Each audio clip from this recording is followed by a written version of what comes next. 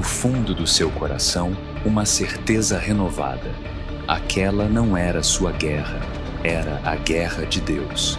Com determinação no olhar, Josué levantou-se e voltou ao acampamento.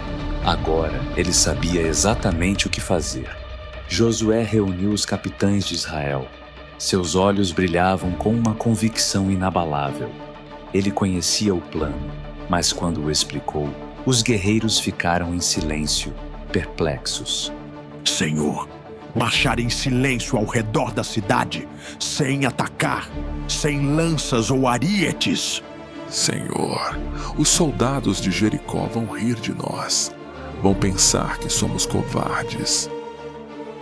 Josué, com voz firme e cheia de autoridade, respondeu: Este não é nosso plano, é o plano de Deus. Nós obedeceremos, e Ele fará cair esses muros. E assim começou a marcha. Ao amanhecer, os sacerdotes levantaram a Arca da Aliança. O som das trombetas ecoou no ar, e o exército de Israel avançou para Jericó. Em silêncio total, cercaram a cidade. Das muralhas, os cananeus observavam com uma mistura de confusão e terror. Alguns zombavam, outros sentiam um medo inexplicável. Nunca tinham visto um exército agir daquela forma. Os israelitas não proferiram uma só palavra. Deram uma volta ao redor da cidade e voltaram ao acampamento. Por 6 dias, repetiram o mesmo ritual: marchar, calar e esperar. Até que chegou o 7º dia, o sol surgiu no horizonte e o povo preparou-se. Desta vez, não dariam uma volta, dariam 7. Os sacerdotes tocaram as trombetas com força e a Arca da Aliança avançou à frente do exército. Nas muralhas, os soldados de Jericó já não zombavam. O silêncio era absoluto, quebrado apenas pelo eco dos chofares que reverberava pela cidade. E quando completaram a 7ª volta, Josué deu a ordem: Agora, gritai, porque o Senhor nos entregou a cidade. E então, Israel gritou. Um estrondo encheu o ar, e naquele instante, as muralhas de Jericó começaram a tremer. Racharam, desmoronaram, e em questão de segundos, Jericó caiu. As portas se abriram e o exército de Israel invadiu a cidade. Mas no meio do juízo, Deus lembrou-se da sua misericórdia, porque na muralha destruída havia uma casa ainda de pé, a casa de Raabe, e em sua janela pendurava o cordão vermelho, o símbolo de sua fé. Os espias a encontraram e a levaram em segurança com toda a sua família. E assim, a mulher que antes era desprezada por seu povo tornou-se parte do povo de Deus. Raabe seria lembrada na história. Até mesmo séculos depois de sua linhagem, nasceria o Messias. Narrador: Tom Sombrio. Josué parou entre as ruínas da cidade. Chamas subiam ao céu.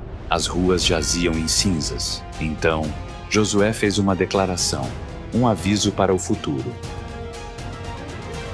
Maldito seja o homem que reconstruir esta cidade. Com a vida de seu filho mais velho, porá os alicerces. E com a vida de seu filho mais novo, levantará seus portões. E assim, Jericó foi apagada do mapa. Ninguém ousou reconstruí-la, até séculos depois, quando um homem ignorou esta maldição e pagou o preço com a vida de seus filhos, porque o que Deus declara permanece para sempre. A vitória em Jericó fortaleceu Israel. Josué ordenou que avançassem para Ai, uma cidade pequena, fácil de conquistar. Os espias relataram: Senhor, não precisamos de todo o exército.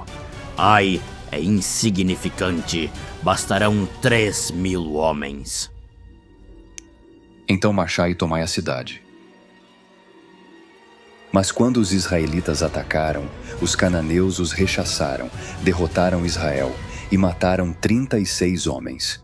O exército fugiu em desordem. Josué caiu de joelhos e clamou: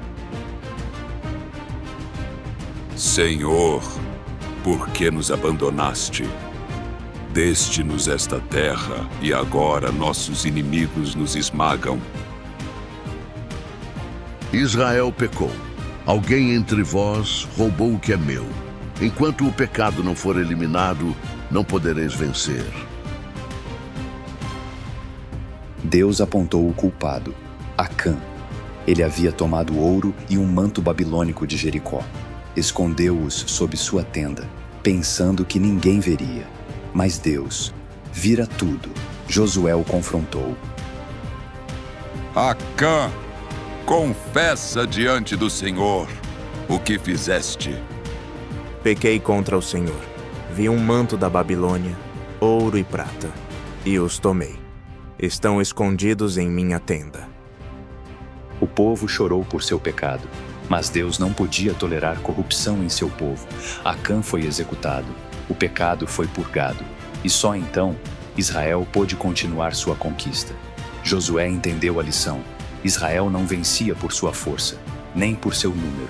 Vencia quando obedecia a Deus, e quando se afastavam do pecado, o Senhor lutava por eles. Josué reuniu seus capitães. Desta vez, eles não confiariam em sua própria força, esperariam a estratégia de Deus. E Deus falou a Josué: Não temas, Josué, porque desta vez eu te darei a vitória. Coloca uma emboscada atrás da cidade. Faz o inimigo acreditar que estás fugindo, e quando saírem, atacai por trás. Josué obedeceu. Dividiu o exército em 2 grupos. Um se escondeu atrás da cidade, o outro se apresentou diante dos muros de Ai. Os cananeus lembravam-se de sua vitória anterior. Riram. Pensaram que Israel fugiria novamente, mas quando perseguiram Josué, o outro exército atacou a cidade por trás. Ai foi consumida pelo fogo, e o povo de Deus alcançou a vitória, porque desta vez Deus estava com eles. Mas nem todos os inimigos usavam a espada. Alguns usavam um engano. Em Canaã vivia um povo chamado os Gibeonitas. Eles viram o que Israel fez a Jericó e Ai e souberam que não poderiam vencer na batalha. Então decidiram enganar Josué. Mostram-se os gibeonitas sujando suas roupas, desgastando suas sandálias e carregando sacos com pão mofado. Pegaram roupas velhas, pão mofado, vasilhas rachadas e foram ao acampamento de Israel, fingindo ser um povo distante. Quando chegaram diante de Josué, falaram com humildade. Se você usar esse sistema no seu celular por 10 minutos, você consegue fazer de 100 a 500. Se você conseguir usar esse sistema por 30 minutos todos os dias no seu celular, você pode fazer esse valor. Viemos de uma terra muito distante e ouvimos sobre o poder do vosso Deus. Sabemos que Ele vos deu esta terra. Por favor, fazei um pacto conosco. Josué olhou suas roupas, olhou seu pão seco e pensou: estes não podem ser cananeus. Mas não consultou a Deus, não pediu direção ao Senhor. Tomou uma decisão por conta própria e fez com eles um pacto de paz. Mas 3 dias depois, descobriu a verdade. Os gibeonitas não eram estrangeiros, eram cananeus. Então Josué exclamou furioso: Vós nos enganastes. Decidistes mentir em vez de vos renderdes a Deus. Senhor, temíamos por nossas vidas. Sabíamos que não poderíamos resistir. Então encontramos outra maneira de viver. De agora em diante, sereis servos de Israel. Cortareis lenha, carregareis água para o altar de Deus.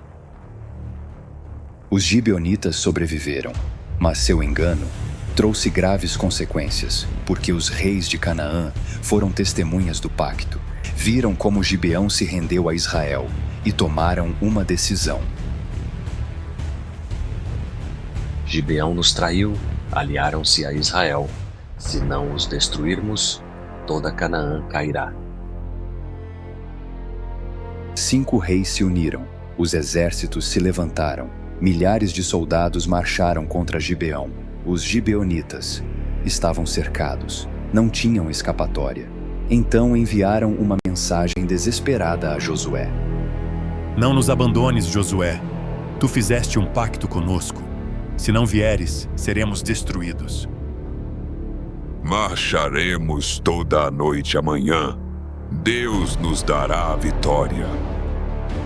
Israel marchou sem descanso, avançaram na escuridão e, ao amanhecer, atacaram os 5 exércitos. Os inimigos foram pegos de surpresa, mas enquanto fugiam, Deus interveio. Hoje destruirei vossos inimigos. E do céu caiu uma chuva de granizo gigante. As pedras destruíram mais soldados inimigos do que Israel matou com a espada, porque esta batalha não era apenas de Josué, era do Senhor. Mas o sol começava a descer, os inimigos se dispersavam. Josué sabia que se a noite caísse, muitos escapariam. Então levantou sua mão e clamou aos céus: Sol, detente sobre Gibeão. Lua, para no vale de Ajalon. E pela primeira vez na história, o sol parou, a lua não avançou, porque Deus ouviu a voz de um homem, e a batalha continuou até que Israel obteve a vitória. Os reis fugiram para uma caverna, esconderam-se nas trevas, mas não havia para onde escapar.